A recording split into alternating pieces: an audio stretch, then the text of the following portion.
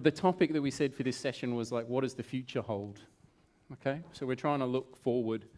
You know, the first question, which is the first question we asked Jeffrey when we saw him last night, which is when's the RTM for server 2016, in which he said 2016. So, you know, feel free to ask him that question again until he cracks. Because nothing's going to put WinOps on the map like getting the release date for 2016 announced at this conference. But yeah, so really just going to quickly go down the panel, get people to introduce themselves, and then just ask some general questions about what's the future of DevOps on Windows, the Windows Server estate, and then take any questions from you guys. If you ask a question, if you can sort of just put your hand up, I'll point you out, name, where you're from, ask your question. So we'll start with Richard, quick introduction. Richard Siddaway, been around IT for more years than I care to remember. Done most things from development through to pure infrastructure. It's also a PowerShell MVP, I think. Is that correct? Yeah. Okay. So I'm Mark Gray. I'm the PM owner on desired state configuration.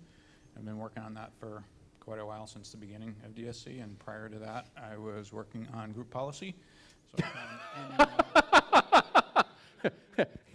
okay, if he gets out of here alive, you guys are just not doing your job properly. I haven't heard that response before. I've heard anger, but not laughter. Thanks. And I'm Jeffrey Snover. We met before. I'm Chris O'Dell. I'm a developer on the platform engineering team, and a little free ebook, there's none left, I'm afraid, you weren't quick enough, co-authored with Matthew Skelton of Skelton Thatcher Consulting. I'm Michael Greene. I'm a PM on the CAT team for Windows Server and Enterprise Cloud Engineering. And thanks for all the tweets. Cool. Well, I'll kick off a question. What do you see as the most exciting thing looking forward in the Windows DevOps world? What's something you're personally genuinely excited about? Yeah. I would have to say the community involvement. We've done, from a PowerShell and a DSC perspective, we've created the platform, and the things that are coming out of the community at this point are just, I mean, the speed that they're coming out and what they're doing is just, it really excites me, because it's, the ball is moving and it's just going to go faster and faster and faster, so it's just fun to see.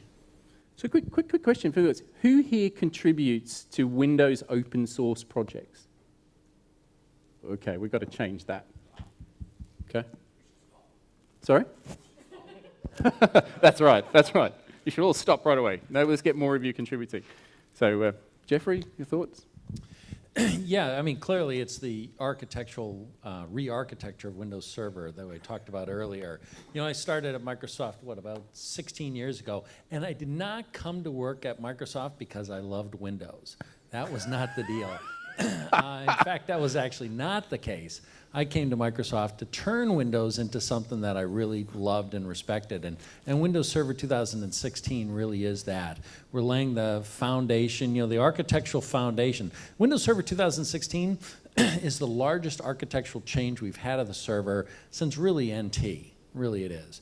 And so it lays the architectural foundation for the next 10, 15, 20 years for, you know, what we call a cloud-paced world, and that's what I'm the most excited about. I'm very enthusiastic. I think you're going to see the architectural investments that we've made in this release are just going to bear fruit and allow the community to contribute and for us all to move farther, faster, in a better way. So I'm very excited about that. Chris, you're a practitioner. You're out there doing this in the real world. Yes, and writing books about O'Reilly for it. They're not the same thing. But yeah, I'm a developer. I'm not really from the server side. So although Windows Nano is exciting, I'm actually more interested in .NET Core and all that kind of stuff. So I'm kind of unshackling .NET from Windows. So yeah, that's for me.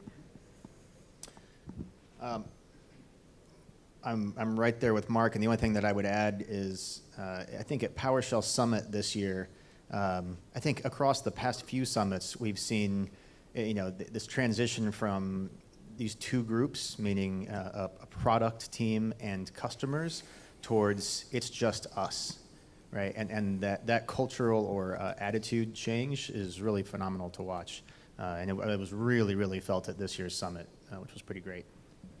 Richard?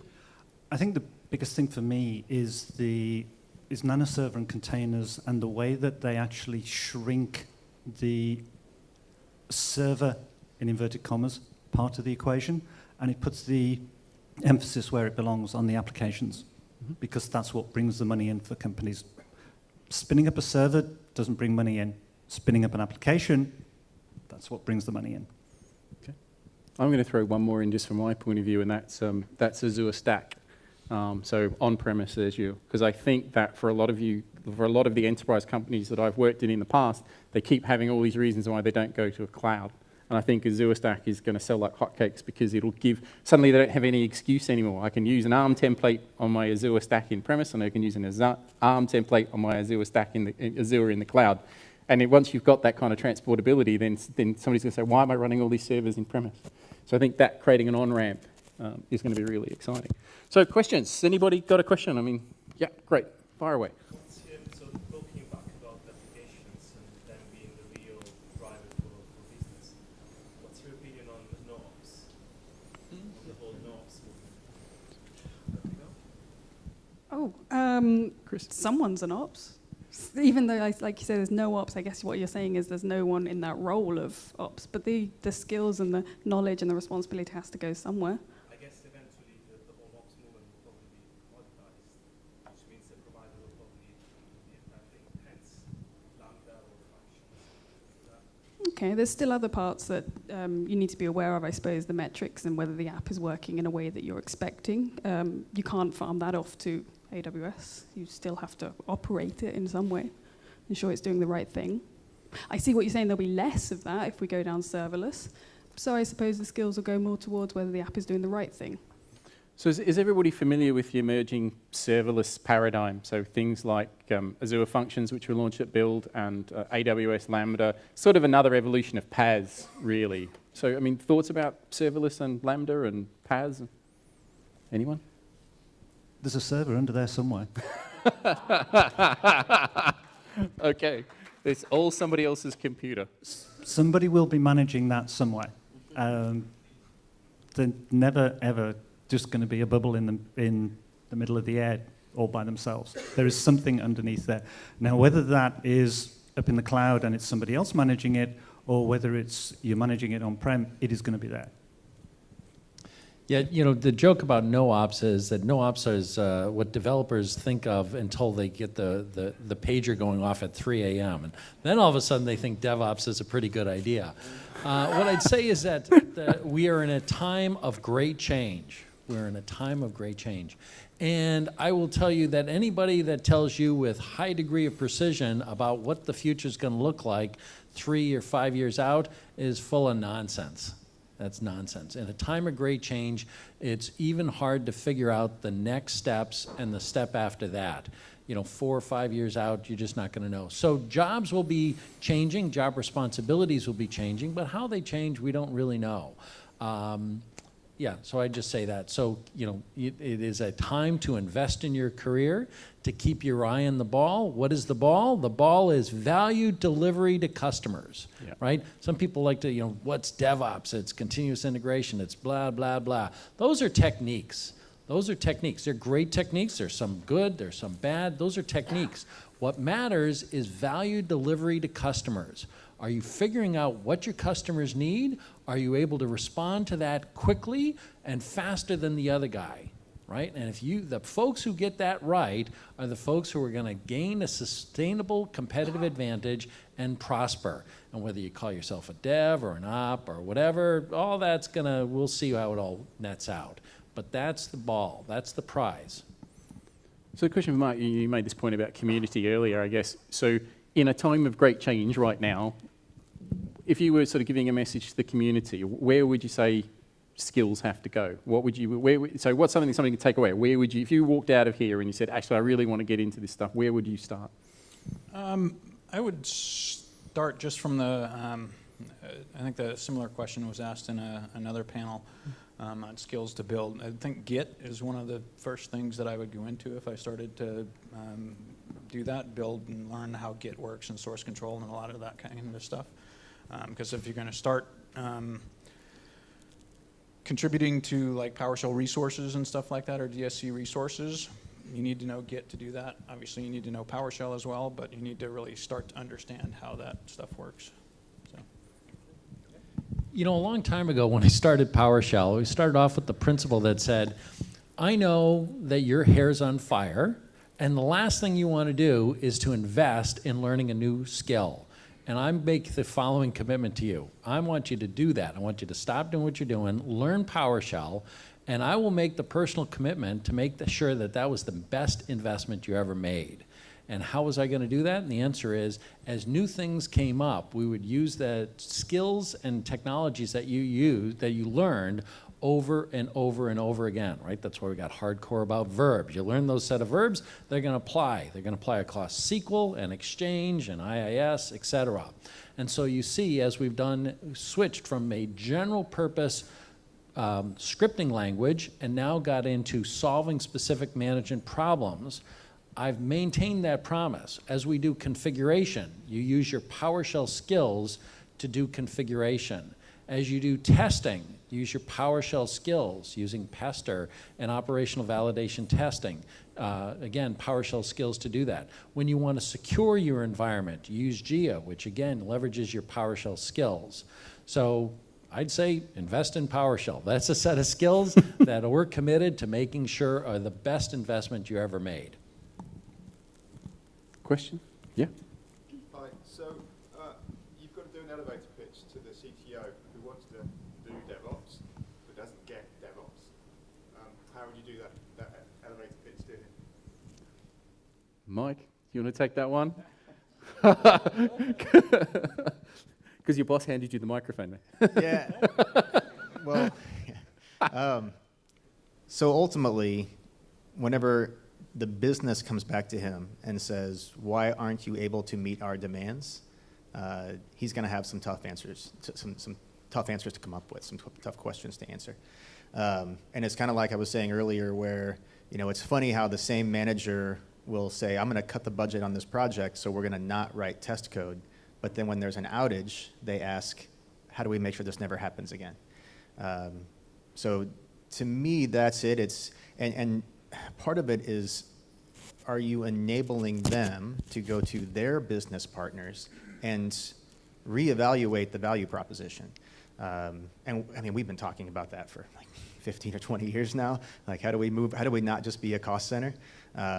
But the Phoenix project just hit home so hard for me, and that was one of the big concepts there, is whenever he sits down, and I think he actually goes to a sales manager and says, you know, I want to talk to you about how to make you more successful. And I forget the line in the book, but it's along the lines of like, oh, well, you know, my workstation had like an email error yesterday, my printer doesn't work right or something. And he's like, no.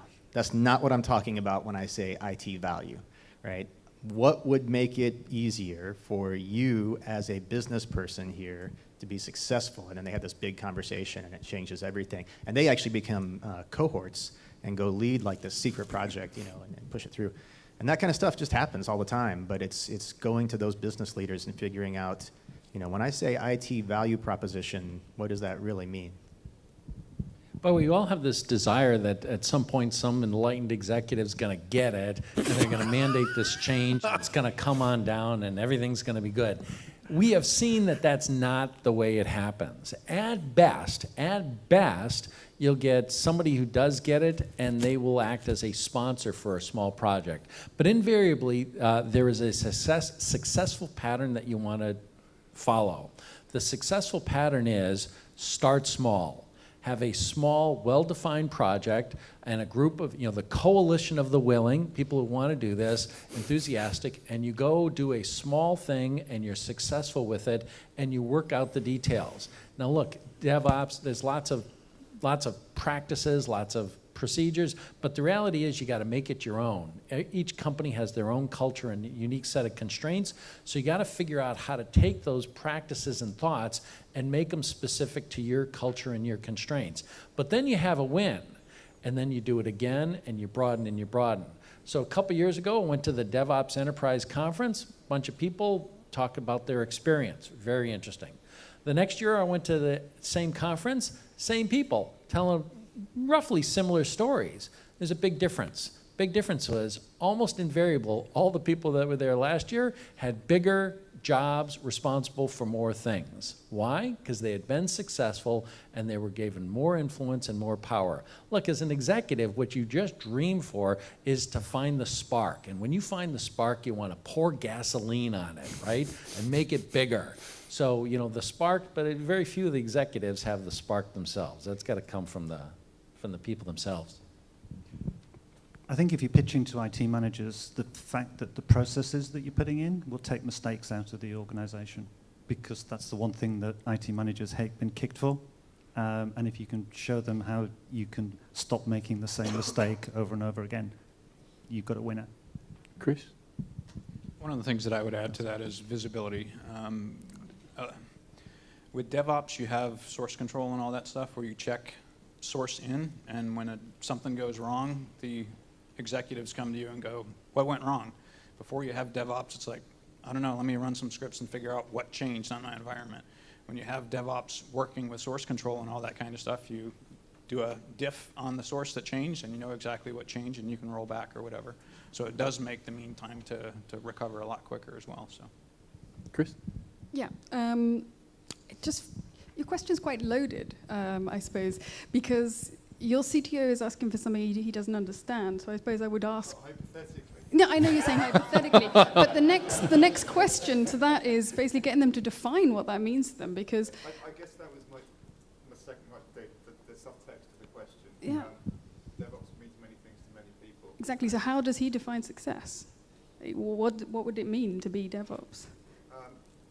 So the question, I'm an IT contractor. I work at various places, and it ranges from people that come purely from a development background and kind of get the agile movement, to people who come predominantly from the infrastructure movement and think that DevOps may be automation and scripting of the infrastructure as it stands today. And so the question is, we want to do DevOps, but no, you just want to do automation of what you're doing currently. DevOps is something else that is the collaboration between development and infrastructure. Okay. And so it's perhaps trying to get that message to the CTO who may or may not think it's one thing or the other. Cool. I think you've just come up with really great examples. Well done. I think it was a good message from the DevOps Enterprise Summit last year. One of the blogs that summarized things was one of the biggest messages was it's got to be bottom up and top down at the same time. If you don't have engineers who are lighting the spark, as to use your analogy, and if you don't have senior executives that are pouring the fuel on top, it'll peter out, because an engineering-led change can't go outside of its silo. It'll change that one team, but then it goes to the next team, and the next team goes, well, you're not in my organization line, so therefore I'm going to ignore you. And if it's completely top-down, then the engineers sit there and go, oh, I'm being forced to learn something new again. You know, I'm being changed. I'm having change done to me again. You know, and you get massive resistance. So, yeah, I mean, I really like that. Light the spark, pour the gasoline. Bottom up and top down at the same time. But if I were to precisely answer the question, I'm in the elevator, I'd say DevOps is about shifting the mindset of IT from keeping the lights on and trying to save money to a growth-oriented mindset where we can use IT to deliver customer value and make lots of money. Okay. Got a question? Well, it kind of follows on from a couple of things in there. I've come from an organisation where a lot of the management read the Phoenix project and went, we want to bring DevOps in here. But we had such a hump of technical debt to get over that we couldn't do the things that Michael was talking about in his session earlier, move your configuration into being code, develop your testing. One of the ideas that I've had during the day is that actually it's very difficult to do DevOps for things that aren't new projects. You almost have to say what's past is past, and we can bring it, we can start to introduce it with new technology. I think you're dangerously going down the path of bimodal IT there, which will get you thrown out of this conference. Well, what I wanted to do is to throw that idea over and say, Is DevOps something which you can bring to what's in place already. is DevOps only just for new, or is it? Okay, Richard, Mark, go for it. In many respects, it is for new, because if you're if your server's up and running and your application's not going to be touched and all you're doing is patching it, you've got a very small part of the DevOps processes that are going to touch that box. It's when you get to change that system for whatever reason that you need to start bringing the DevOps processes and practices and principles in. I would just clarify that it's the key thing there is change. You don't have to have a greenfield environment to use it. It's more of a introduce the processes when a change is going to happen to a system. It's a system it's been running, but no system is there without changes.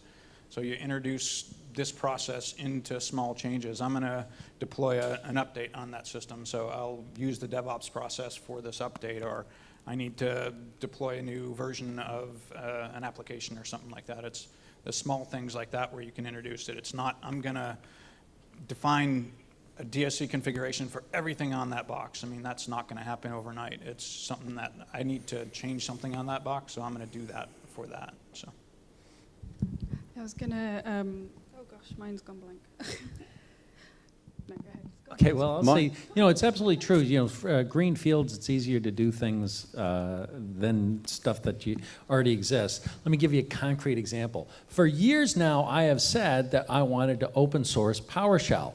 Okay, and I predicted that we would, and the reality is that there's a big challenge to that. Why? And the answer is, well, it's part of the Windows build system. The Windows build system is an engineering system built to one of the largest engineering processes ever seen by mankind, and that build system is almost like, tied to the foundations of the building, right? In order to have an open source project, people have to be able to build things and they have to be able to test it.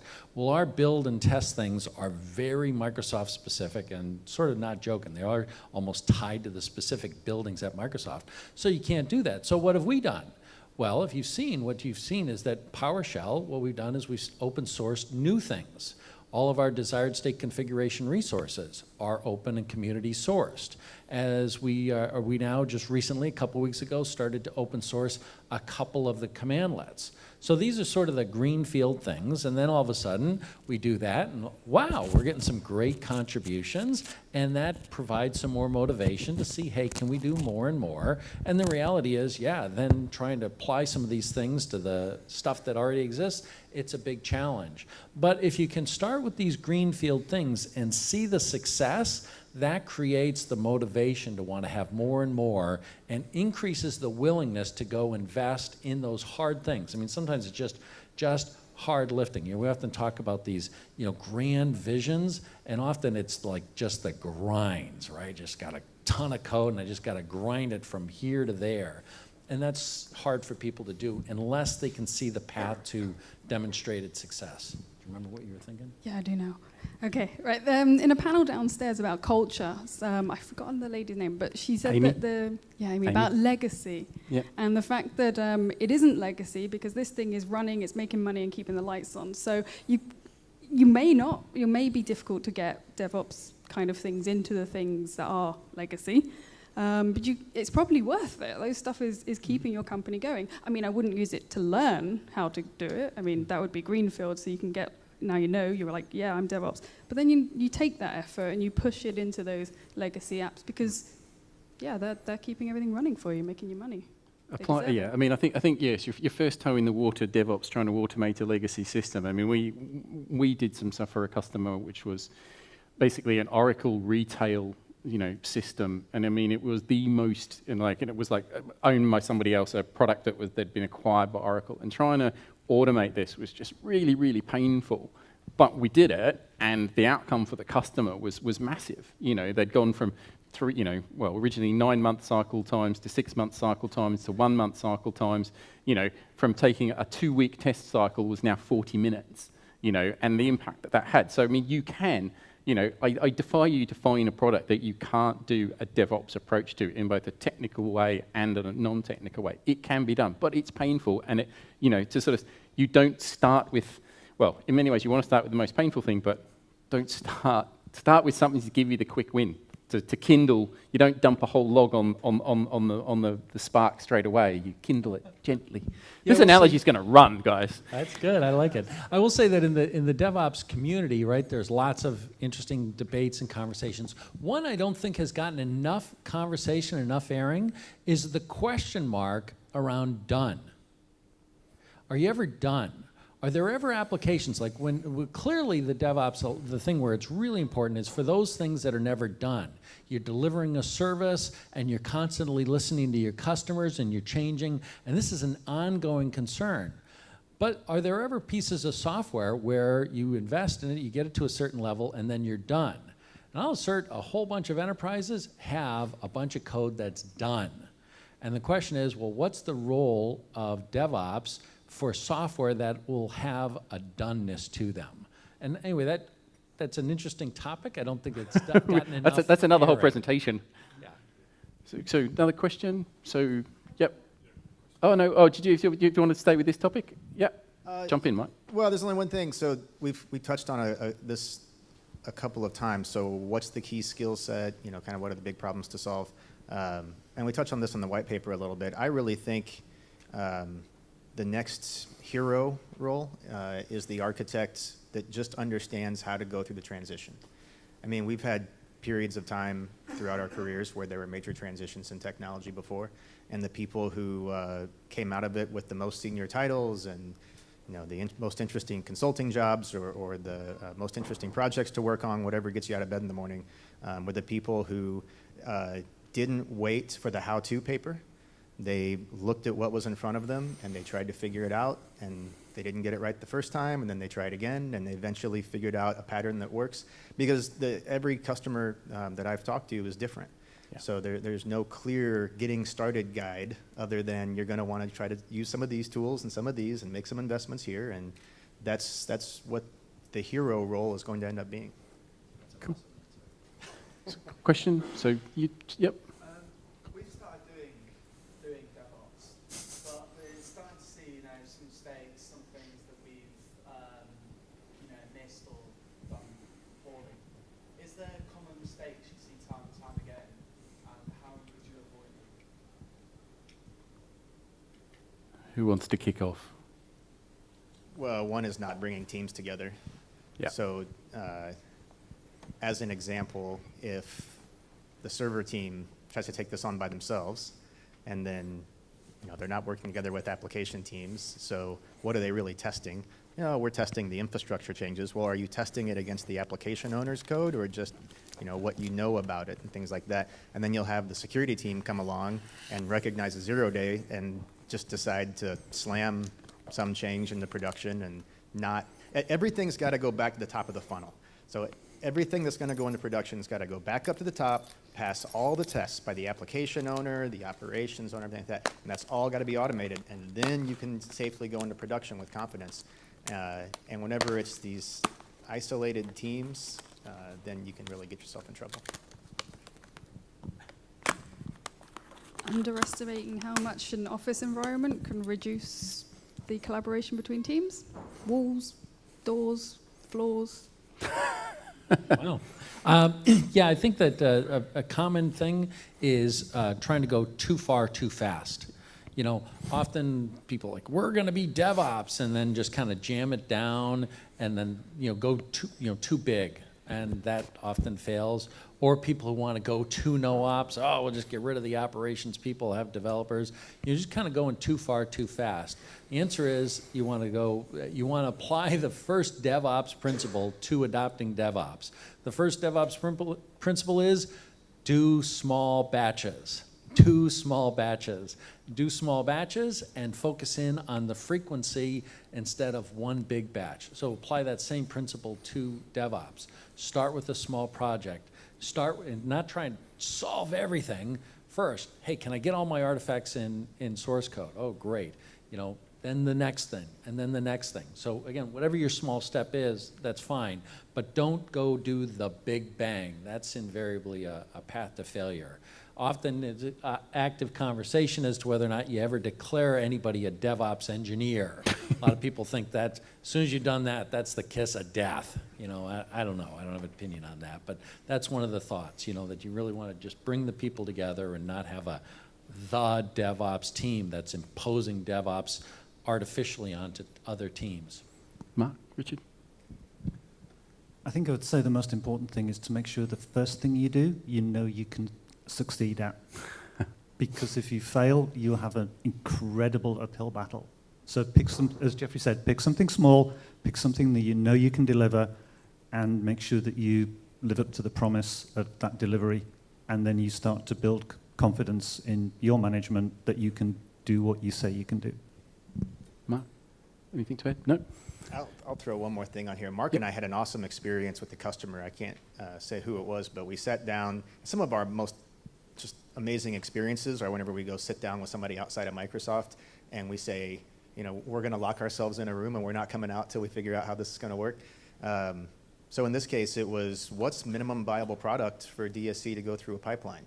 And fortunately, they had great DevOps coaches and that already had an established practice, and they were just bringing us in to kind of work through what's this look like with DSC and Windows. So you start with the Kanban board, and we said, okay, what's MVP?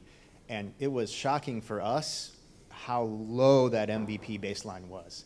I mean, we started off like, okay, we're going to have, you know, this going to source control, it's going to have these things, and they would just start writing things on, you know, Post-it notes and sticking them in backlog. Yep. We're like, well, which of these are we going to work on? They're like, you haven't even gotten close to MVP yet. And, you know, we got all the way down to like, you've got, you know, just the configuration and you're going to make changes to it, and the build script's going to do like 1/10 of what it's eventually going to do, and then we're going to manually copy and paste it over to the pull server and verify this thing. Well, that doesn't even seem like it's minimum viable, certainly not minimum valuable, right? And they're like, doesn't matter, you just get the minimum thing to work, and then we'll go to these Post-its, and they'll become work in progress.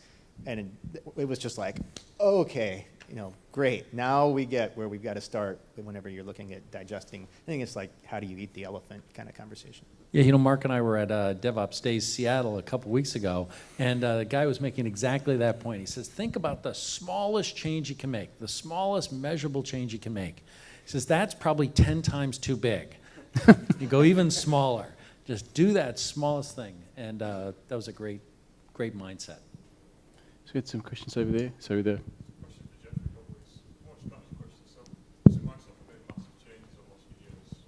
You know, embracing open source and Linux is now a thing that's acceptable. Moving to is now, you know, cross-platform, FGS, and I can see within the team that we work, people start to look elsewhere. We're a .NET house, but people looking elsewhere. So how do Microsoft intend to keep Windows and Windows Server relevant in the future? Oh yeah, I mean, there's no doubt about it. You know, the sea refuses no river, right? So in the context, Azure's the sea, right? We're going to take workloads wherever those workloads are, be they Linux workloads or Windows workloads. We're going to be the best platform to do that. Now that said, the foundation of Azure is Windows Server, okay? So we're going to continue to make Windows Server be a great platform to run Azure and be a great fabric for Azure, for your virtualization, for your cloud environments.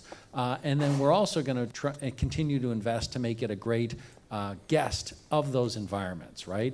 So the whole investment around Nano Server, the whole investment around .NET Core, we're going to invest to make those, you know, runtime applications run great on Windows. So, you know, definitely we will continue to compete in the guest application space. You know, I talked to the CTO of Chef a while ago, and he was talking about a customer who was saying, oh, you know, they loved Linux, but you know, these configuration files, you know, the problem with those configuration files is there's no schema to it, and if you get it wrong, everything goes wrong, you know, and you can't really tell. Wouldn't it be great if we had an API that enforced the schema? And the CTO of Chef said, yeah, that's called Windows. And so the answer is that both these applications have advantages and disadvantages. By the way, that was what the guy called it, his crying game moment. Anyway, so each one of these OSs has their advantages and disadvantages. And we think Windows is a great operating system, and we're going to optimize it and do a great job. I mean, clearly we've got fantastic SDKs, great APIs. Look, the reality is, let's think about this, right? So Windows NT and Linux started about the same time. They started about the same time. Linux was an environment that was consistent with the dominant server model, this APIs and way of managing things, and Windows was a radical departure from that. Linux and Windows both ran on PC economics hardware, and Linux was free and Windows was expensive, okay? And yet, year after year after year, Windows has been the dominant operating system. This year, I forget the exact numbers, but probably 6 or 70% of all servers that will be running in the world will be running Windows, not Linux. So it is a very successful operating system, despite some of the disadvantages that I mentioned in my earlier talk today.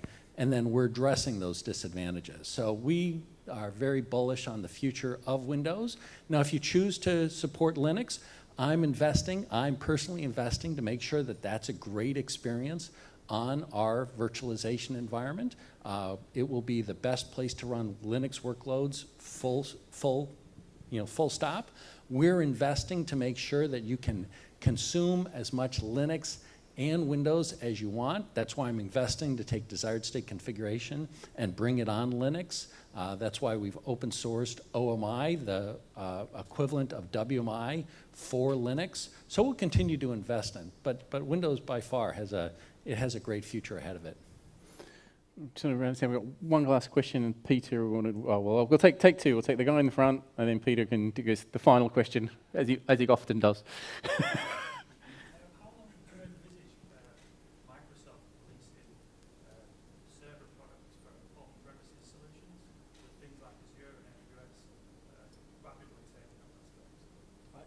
So how long will Microsoft keep releasing Windows Server editions for on-premise workloads? So really you're asking, how quickly do you think everything is going to move to the cloud? Oh, I think on-premise is a very healthy future. I mean, I think the cloud. Look, here's the thing. I think people get this wrong. They think of it as a replacement model, right? Oh, there's 100% of things, and 100% is going to go from here to there. I don't see it that way at all. What I see is that the cloud is this vast accelerator, right? And whether that's cloud and public cloud or private cloud, I think that when we get the cloud economics right, when we get the cloud operating system model right, when we get the DevOps model right, the demand for computing is just going to go through the roof. Yeah. And a bunch of that's going to be satisfied by the public cloud, a bunch of people for whatever reasons. Data sovereignty reasons, control reasons, or just because, darn it, I want to, are going to run things on premises. So I see that going on forever. Mark, Mike? Anyone? No? Okay. I'll grab the last question before we start to wrap up. What's the most entertaining thing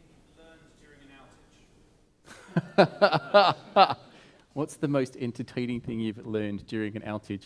How quick how quick it is to wind up your manager. Yeah, I was going to say how quickly Satya Nadella finds out about these things. It's truly stunning. Chris? Probably that it was my fault. Mike? My favorite one, this is from 15 plus years ago, back whenever I was a consultant working at a hospital, and tickets came in and said, the network is slower when it rains. That's no way that's true. It turned out that there was a water leak in one of the closets, and something was actually shorting something out, and then somebody was resetting it, or who knows how it was recovering eventually, but it wasn't totally a lie. So who knows? Actually, that does remind me of one. So I once was doing, a long time ago, supporting a hospital as they took our beta test software, and then it should not have been deployed, but it was. And then it went out, and I had to stitch together all the database records as they were trying to bring these people into admit them into the hospital. Harrowing experience. So the thing I learned was, boy, there are an amazing number of gunshot wounds in Memphis, Tennessee. Right. Mark, my final words. We got one last outage story.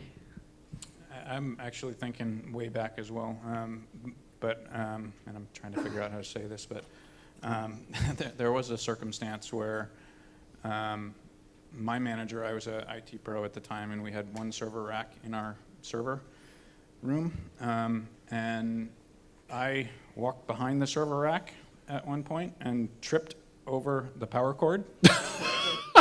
Server was down, and just the way my manager described it was our outing was due to some Mark tripping over the power cable.